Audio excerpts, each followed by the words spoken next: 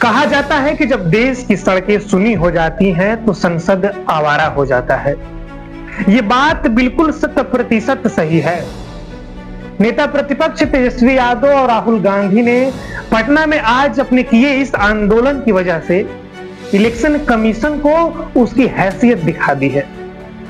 आज से नहीं, पिछले कई वर्षों से हमें देखने को मिल रहा है कि ये जो इलेक्शन कमीशन है वो सरकार के इशारे पर नाच रहा है। चाहे 2020 का विधानसभा चुनाव हो या 2024 का लोकसभा चुनाव हो या तमाम राज्यों में हुए विधानसभा चुनाव हो, हर जगह, और ऐसा कोई चुनाव हमारे देश में नहीं हुआ जहां आपने ये सुना नहीं होगा कि विपक्ष ने एलिगेशन ना लगाया हो चुनाव आयोग के ऊपर।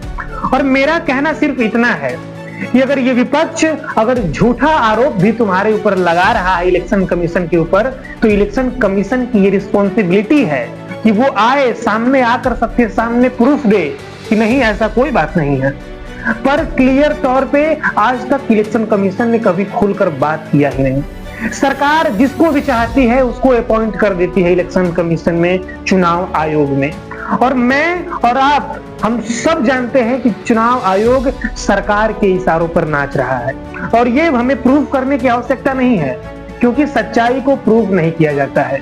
लेकिन नेता प्रतिपक्ष तेजस्वी यादव और राहुल गांधी ने आज बिहार में दिखा दिया है कि ये सरकार ये नौटंकी क्यों कर रही है। ये सरकार डायरेक्ट तौर पे कुछ नहीं कर सकती है, इसलिए इस सरकार ने चुनाव कमीशन का, इलेक्शन कमीशन की सहायता ली है। इलेक्शन कमीशन एक घटिया षड्यंत्र रच रहा है विपक्षी पार्टियों के खिलाफ बिहार में।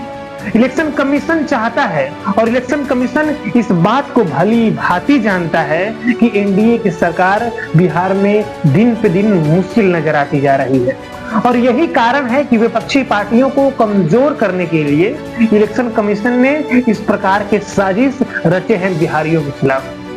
और ये वर्तमान जो हमारी मौजूदा सरकार है ये नहीं चाहती है कि बिहार में अच्छे लोग आए, बिहार में विकास हो, बिहार में डेवलपमेंट हो। आज हमारे जो भी भाई बहन महाराष्ट्र में गए हैं, गाली खा रहे हैं, थप्पड़ खा रहे हैं, वो क्यों खा रहे हैं? जब भी नीतीश कुमार या बीजेपी के किसी नेता से पूछा जाएगा कि हमारा बिहार इतना पीछे क्यों है, तो सिर्फ वो घटिया एक जवाब देंगे कि 2005 से पहले कुछ था जी, तो 2005 के बाद क्या ला दिए जी? 2005 के बाद आज 2025 है, पूरे 20 वर्ष आपको मिले हैं और बिहार में 20 फैक्ट्री कम से कम तो होनी चाहिए। अरे बिहार में 20 छोड़िए ना महाराज, कम से कम 10 फैक्ट्री तो होना चाहिए। बिहार में एक भी फैक्ट्री नहीं है।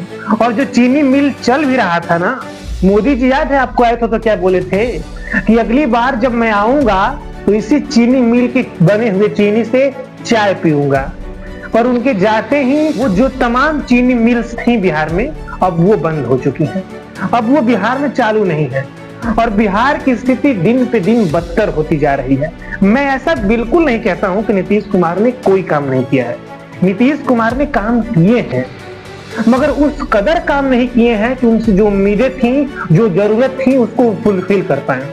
नीतीश कुमार रोजगार के मामले में या एनडीए की गवर्नमेंट रोजगार के मामले में पूरी तरह फेल रही है, चाहे देश के किसी भी कोने में हो या बिहार की बात करें। और स्पेशली जब हम बिहार की बात करते हैं तो हमें हर साल सुनने को मिलता है कि बिहार में बेरोजगारी दर बढ़ते जा रहा है, लोग अशिक्षित होते जा रहे हैं, गलती चीजें आती जा रही हैं। लेकिन देखने को हमें क्या मिला? हमें 25 सालों से क्या मिल रहा है? सिर्फ एक उम्मीद, एक एक्सपेक्टेशन और लोगों के झूठे वादे और पॉलिटिकल लीडर के झूठे वादे। पर बिहार गॉट नथिंग।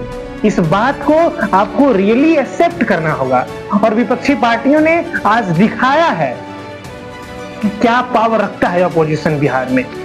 और सरकार को यह भली भांति पता है कि हम बिहार में बहुत बुरी तरह से हारने वाले हैं और यही कारण है कि सरकार प्रत्यक्ष रूप से कुछ नहीं कर पा रही है तो उसने चुनाव आयोग का सहायता लिया है। और चुनाव आयोग तो उस कुत्ते की तरह हो गया है जिसके गले में पट्टे डालकर कहीं भी चाहे तो घुमा सकते हैं और बोल सकते हैं कि डॉगी किसी को भी भोंक दो। ये ठीक इलेक्शन कमीशन की स्टोरी है। हो सकता है आप हमारी बातों से एग्री ना करते हो बट ये रियलिटी है, आप इससे भाग नहीं सकते हैं दोस्त। अगर आप हमारी विचारों से थोड़े से भी सहमत हैं तो कमेंट सेक्शन में जरूर बताइएगा कि आप क्या सोचते हैं। मिलते हैं किसी और दमदार टॉपिक के साथ, तब तक के लिए थैंक यू वेरी मच। जय हिंद, जय बिहार।